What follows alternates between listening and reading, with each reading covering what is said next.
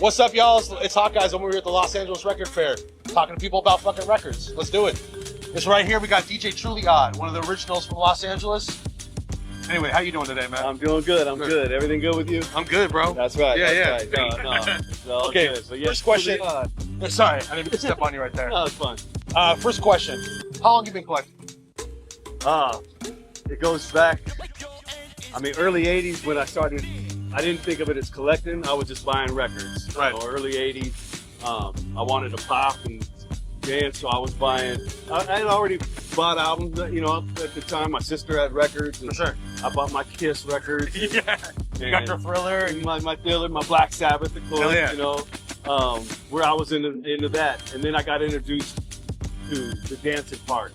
And, early 80s. And so I started buying records to just record, to make my own little tapes. Other people had their little tapes. Yeah. So I wanted one to dance to. Yeah. And you talking about pause tapes, or are you talking about just straight mixes?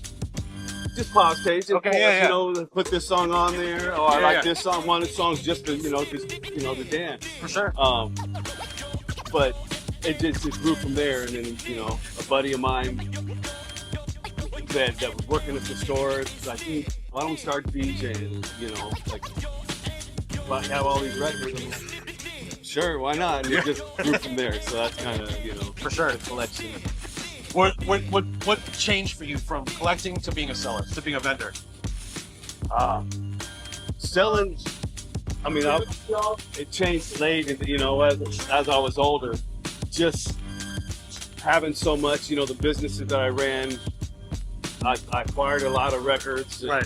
Doing radio and all this stuff. But I was always a record head, right. Collecting and like, oh, I got this. So, go out shopping and buying. Wanted to make beats, so I'm buying breaks and samples. Yeah. And, You do what this one does. You figure out who sampled what, then you go buy the record, and you go from there. Yeah, Find something they didn't leave on the. And I was DJing radio shows and all that, so I was just getting records. And then after that kind of slowed down and just getting married, having kids, I realized the whole overwhelmingness of the whole record collection. Right. Let me just, start getting rid of it, because I never did before. Right. I just bought to collect and Right. have. Yeah. It starts off that way. The ladies shopping for some records. Yeah. What's one of the biggest pieces that you sold that you remember?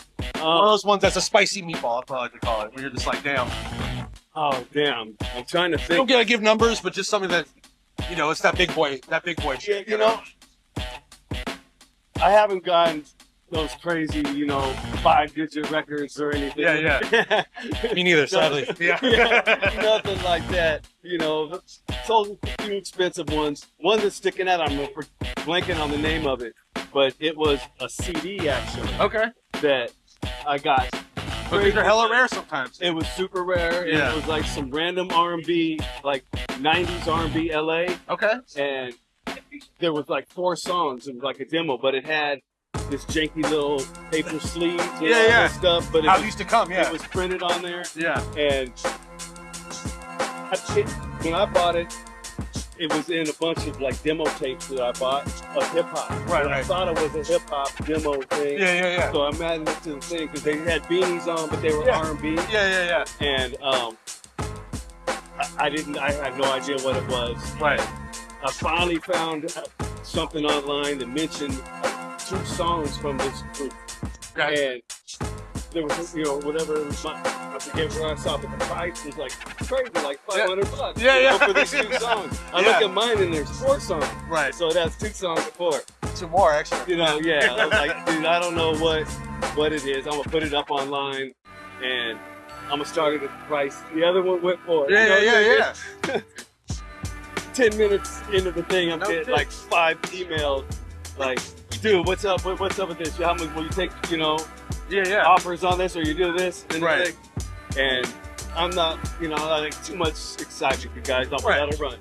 The 5-day auction, let it run. Yeah. And it went crazy. It went crazy, and I was like, damn, how did people even know? It wasn't like I promoted the auction. Yeah. They just saw the name of the group, and it's like, 3 or 4 dudes that were going at it. It wasn't just, it only takes 2. Yeah. But they were like, oh no, okay.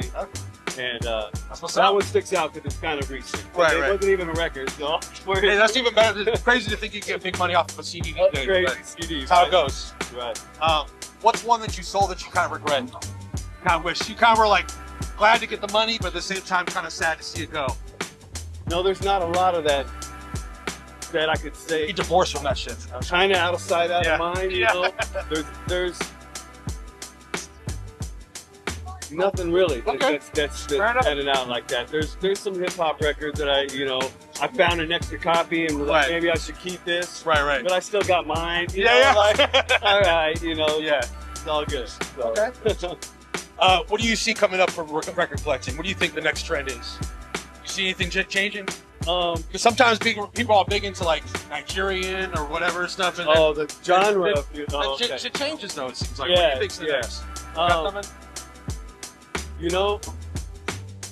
That's what's kind of like a little mystic, not crazy right now, but the late 80s kind of electro freestyle stuff is kind of picking up pace. Okay. There's a few, that are high dollar. There's a lot of it's like low run, like they're low run. They're not even high dollar. Yeah. But they're moving with before different stuff. So that's just a little niche one, but it always will go in circles. I'm surprised reggae hasn't really.